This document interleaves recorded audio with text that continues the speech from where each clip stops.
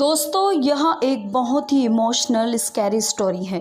यह scary story एक लड़के पे बेस्ड है जो कि एक मैसेज के कारण अपना सब कुछ खो देता है। यह सब फरवरी के मंथ में 12वीं तारीख की रात को शुरू हुआ। उस दिन मेरे मम्मी पापा की 25वीं वेडिंग एनिवर्सरी की नाइट थी। आज का दिन हमारे लिए बहुत ही खास दिन था। बाहर थोड़ा ठंडा और सुहावना मौसम था। मैं अपने घर से माँ पापा को एनिवर्सरी विश करने के लिए उनके घर के लैंडलाइन पर फ़ोन करता हूँ। 25 साल की शादी आज के दिन को कुछ ज़्यादा ही इम्पोर्टेंट बना देती थी। जाहिर है कि यह हमारे लिए एक महत्वपूर्ण ओकेशन था, इसलिए मेरे मॉम डैड ने हमारे लिए एक छोटी सी पार्टी ऑर्गेनाइज की थी और हमारे लिए हमारे फेवरेट रेस्टोरेंट में एक टेबल बुक की थी।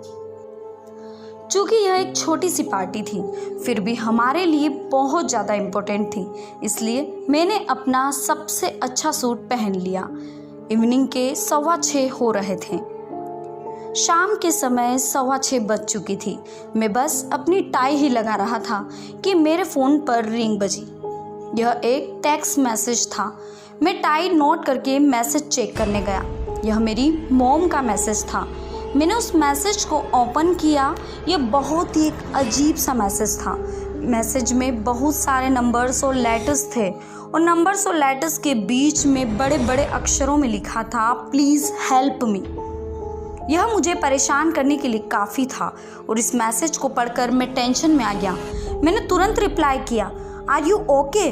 मुझे तुरंत माँ के साइड से एक मैसेज आया।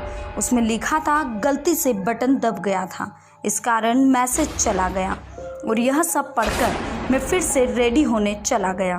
कुछ मिनटों के बाद फिर से एक मैसेज आया। इस बार डेट के नंबर से मैसेज आया था। मैंने मैसेज चेक किया, फिर से वही लेटर्स और नंबर्स के मिक्सर के बीच प्लीज़ हेल्प मी लिखा हुआ था। यह मुझे फिर से चिंतित कर रहा था, लेकिन मुझे लगा कि डैड मुझसे मजाक कर रहे होंगे, क्योंकि वो मुझसे हमेशा मजाक करते रहते हैं। फिर भी मैं आश्वस्त होने के लिए उन्हें मैसेज सेंड कर रहा था, लेकिन उनका भी मॉम की तरह सेम रिप्लाई आया। अब कुछ ही मिनट गुजरे कि फिर सिस्टर के नंबर से वही मैसेज। वो मैसेज बिल्कुल सेम था। अब मैं समझ गया कि कुछ तो गलत है, या फिर ये सभी लोग मिलकर मुझसे मजाक कर रहे हैं। मैं टेंशन में घर से तुरंत रेस्टोरेंट की तरफ भागा। रास्ते में ही मॉम डैड के मोबाइल पे फ़ोन किया, बट किसी ने रिसीव नहीं किया। फिर सिस्टर को कॉल किया, लेकिन वो भी रिसीव नहीं कर रही थी। अब मैं गंभीर चिंता की स्थिति में था। मैं जल्दी से रेस्टोरेंट पहुंचना चाहता था। तभी रेस्टोरेंट से कुछ दूरी पर पुलिस ने गाड़ी यू टर्न करने के लिए कहा। मैंने ऑफिसर से पूछा, क्या बात है?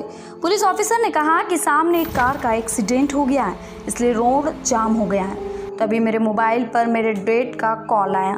उनके कॉल को देखकर मेरी जान में जान आ गई। मैं समझ गया कि मॉम, डैड और सिस्टर तीनों ही सुरक्षित हैं।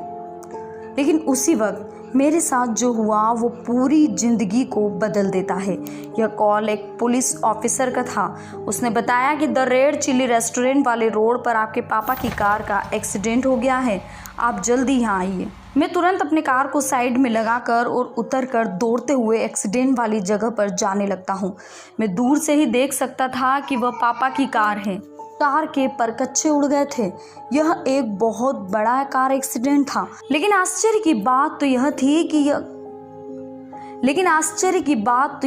कि यह कार ना तो किसी अदर कार से टकराई थी, ना ही इसमें कोई आग वगैरह लगी थी। तभी मैं कार के एकदम बगल में आ गया। मेरी आंखों के सामने मेरी पूरी फैमिली की डेड बॉडी पड़ी थी। अब मेरे साथ कोई भी नहीं था, ना मेरी मॉम, ना मेरे डैडी, ना ही मेरी प्यारी सिस्टर।